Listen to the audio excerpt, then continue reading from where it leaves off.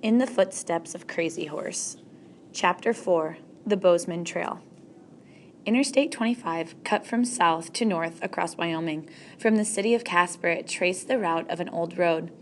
This interstate pretty much follows an ancient trail, Grandpa Niles told Jimmy. It was marked out by a white man named John Bozeman, so it was called the Bozeman Trail. He marked it out in 1860 to show the way to gold fields in Montana. Soon, other whites came along and used it. Problem was, it went right through the Lakota territory. Our people didn't like that, Jimmy ventured. No, they sure didn't, and there were even older trails here before Bozeman. One was called the Powder River Road. It was used by our people. He lifted his finger and pointed without taking his hands from the steering wheel. See those mountains over there to the left? Those are called the Bighorn Mountains now. Our people called them the Shining Mountains. It was hard not to notice those mountains. They filled the entire western skyline. Why? Jimmy asked. Because the snow on the peak shines in the sunlight, explains Father. They turned off Interstate 25 at a sign that was KC, drove past a convenience store, and eventually turned on a dirt road. KC was a small town, even smaller than Cold River. They drove through it in less than 5 minutes. A few miles farther on, they came to gullies and low spots. Jimmy noticed that the grass was sparse here, and the land looked like a desert, no longer like the grass prairies to our east. His grandpa pulled to a stop, and they stepped out of the truck. Everything felt different as well. Perhaps it was the jagged mountains to the west. There was an army post here, his grandpa said, waving his arm in an arc. It was called Fort Reno. Was Crazy Horse here too? He sure was, but there was another fort to the north. That's where the interesting things happened, said the old man. Then why did we stop here? Jimmy asked. So you can see what he saw, smell the sagebrush, and feel the same sand under your feet. They walked in ways into the desert, and in the distance a small whirlwind swirled behind a rise dusting. Jimmy imagined it was a group of Lakota warriors on horseback, galloping their horses. After a few minutes, they walked back to the pickup. Shortly after that, they were on the back of Interstate 25 going north. Just over an hour later, they saw a large brown and white sign. Fort Phil Kearny State Historic Site. They exited, and then they drove through an underpass and onto a narrow two-lane road. It took them to turn off on a gravel road. As they approached the historic site, Jimmy saw a wall made of upright logs. It was not that high. Off to the right was the interpretive center, according to the sign. What happened here? Jimmy asked. He already suspected that Crazy Horse had been here, otherwise they would not be stopping. This is where Crazy Horse became a war leader, Grandpa replied as he parked the truck. He was only in his 20s, unusual for a war leader. It's one of the reasons Crazy Horse is considered so exceptional. Inside the building were dioramas, three-dimensional displays of the fort's history. They showed the soldiers and the Lakota and the Northern Cheyenne. A man in a tan uniform approached them. Welcome to Fort Phil Kearny, he said. I can try to answer any questions you might have. Thank you, Grandpa Niles said. We're Lakota from the Rosebud Reservation in South Dakota. I'm taking my grandson on a tour of Crazy Horse sites. Ah, I see, replied the man. Then you probably know more about Crazy Horse than I do, but let me know if I can help out in any way. A half hour later, they drove away from the interpretive center. On the access highway, they turned north and parked at the top of a hill. There the highway ended. Nearby was a tall, upright monument made of stones. That's about where the battle came to an end, said Grandpa Niles. A battle? What battle? Well, we call it the Battle of the Hundred in the Hands. The whites call it the Fetterman Battle. Some even call it the Fetterman Massacre. Why? Grandpa Niles pointed at a monument. Come on, let's look at that plaque. On this field, on the 21st day of December 1866, 3 commissioned officers and 76 privates of the 18th U.S. Infantry and of the 2nd U.S. Cavalry and 4 civilians under the command of Captain Brevet Lieutenant Colonel William F. Fetterman were killed by an overwhelming force of Sioux under the command of Red Cloud. There were no survivors. They got it wrong, Grandpa Niles said. They were the survivors of this battle, hundreds of Lakota and Northern Cheyenne, and the Red Cloud wasn't involved in it. But it says Red Cloud was the leader, Jimmy said, pointing to the plaque. Well, Crazy Horse was the biggest reason the Lakota and the Cheyenne won the battle. December 21st, 1866, was the start of winter. The temperature that day was 30 degrees below. That's really cold, Grandpa. Yeah, when it's that cold, it's hard to keep a deep breath. Imagine what it's like to ride a galloping horse. The way it was, December 1866. Smoke rose into the frigid air from the 18 conical lodge, thin, undulating columns rising upward. Footsteps crunched under the snow. One by one, a few young Lakota men wearing elk-hide robes ducked into the lodge.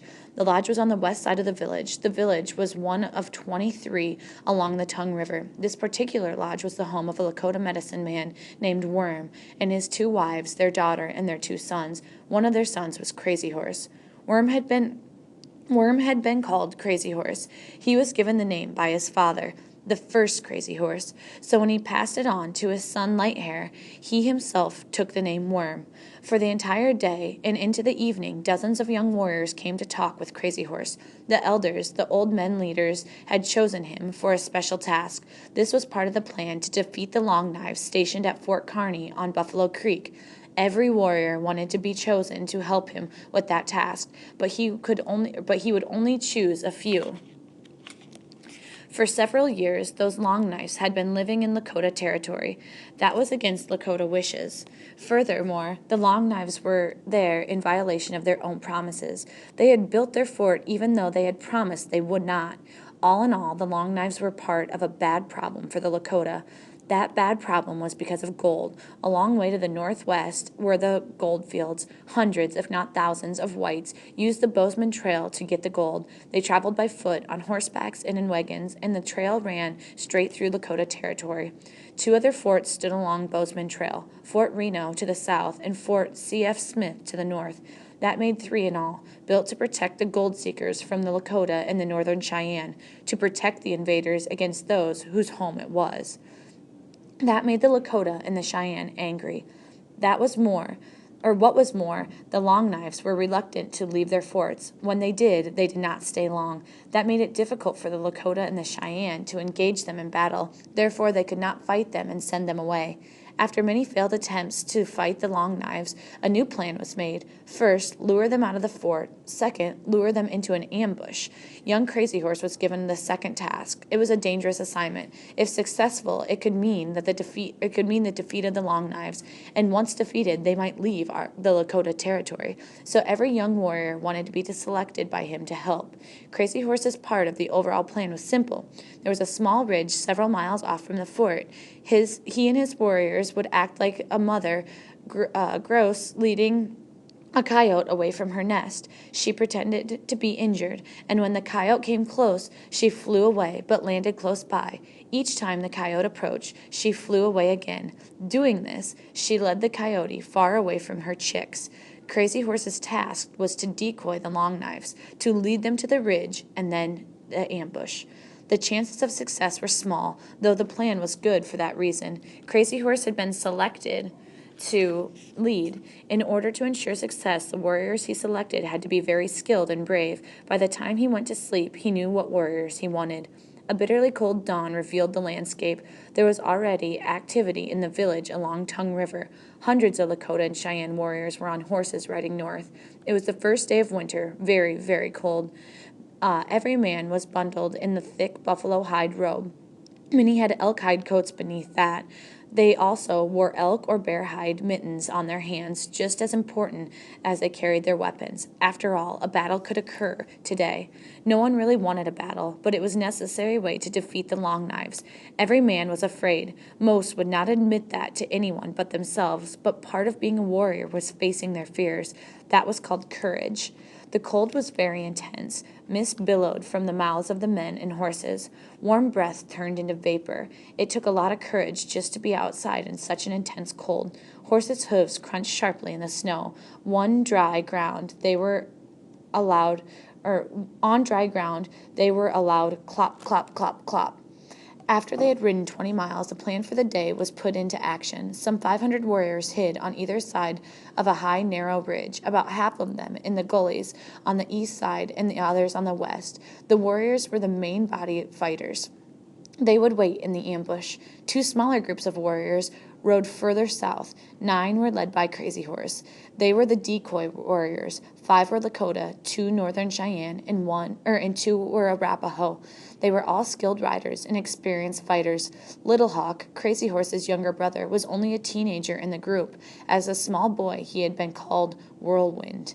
There was another group of warriors that was also an important part of the plan. This band would attack the horse and the mule-drawn wagons that came out of the fort. Those wagons regularly drove west, the forest slopes, where they loaded wood for the stoves in the fort. When the wood wagons had been attacked before, soldiers always came out of the fort to save them.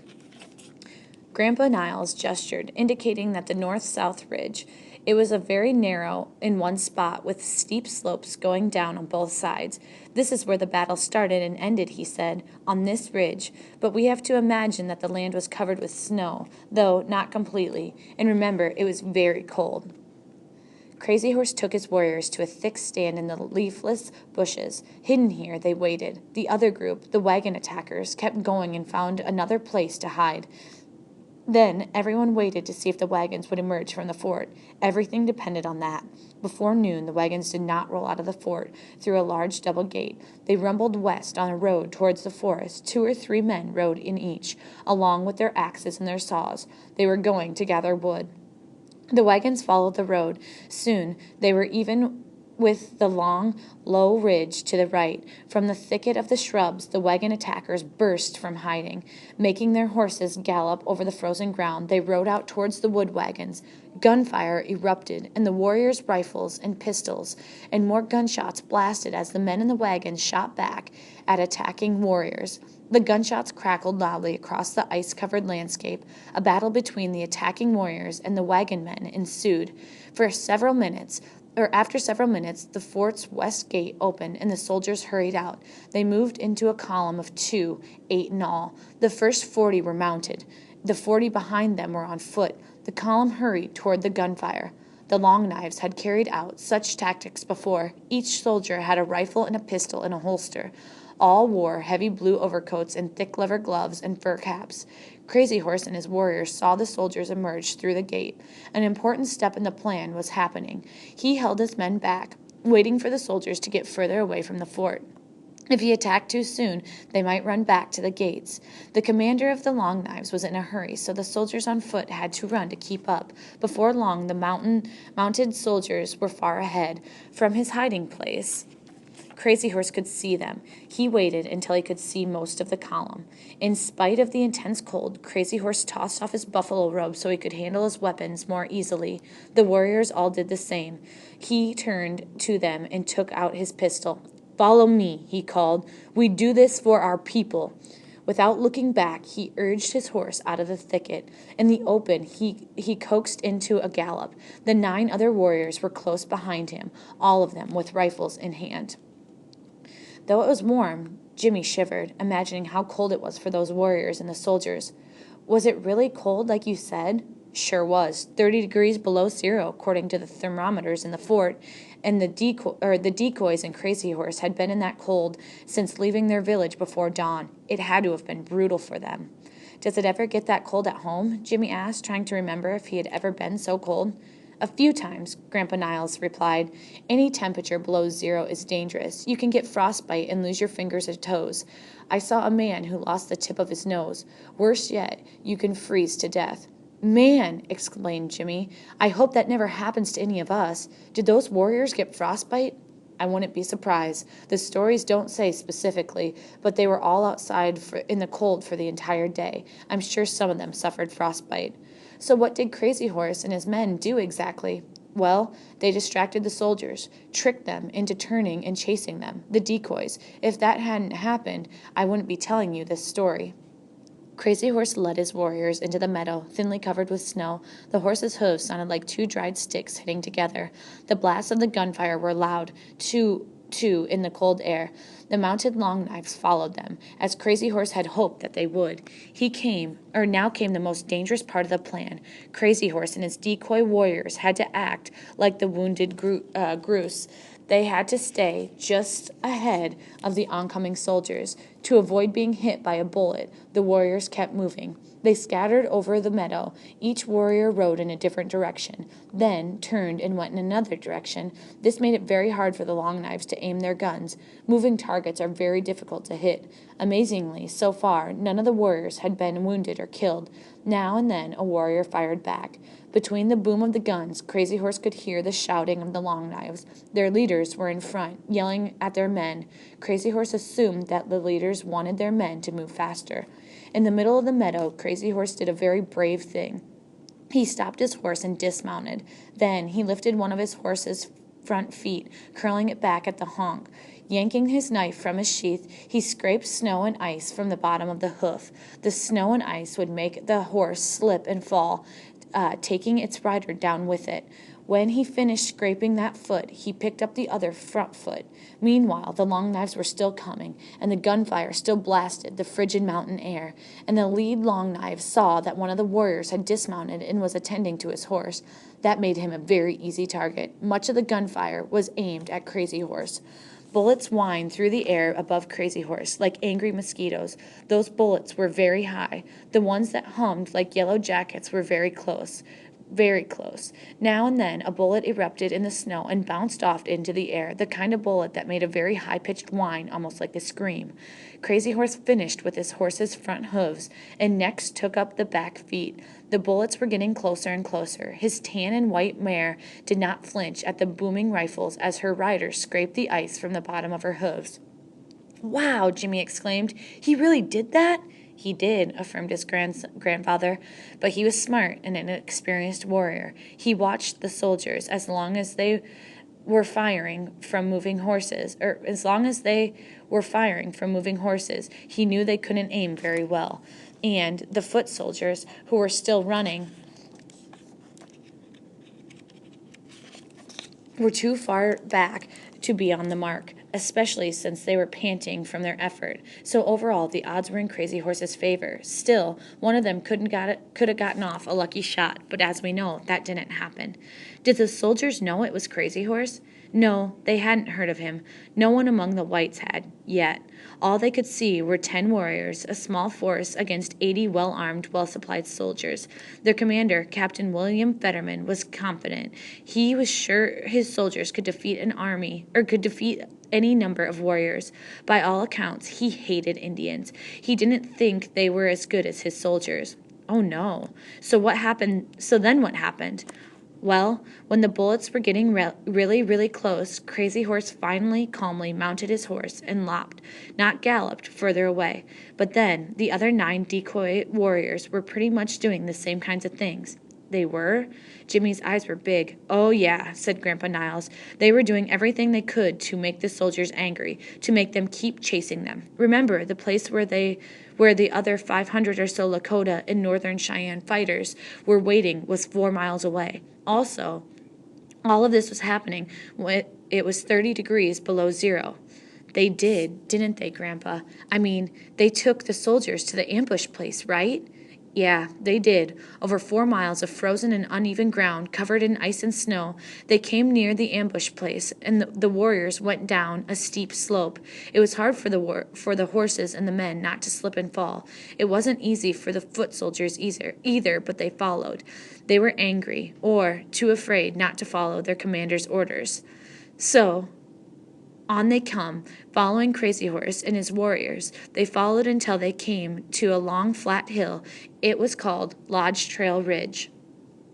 The northern side of the Lodge Trail Ridge sloped down to a wide gully where it led to the Bozeman Trail, used by white gold seekers heading farther north. It was a similar trail to the Long Knives. From the bottom, Crazy Horse looked up and saw the Long Knives.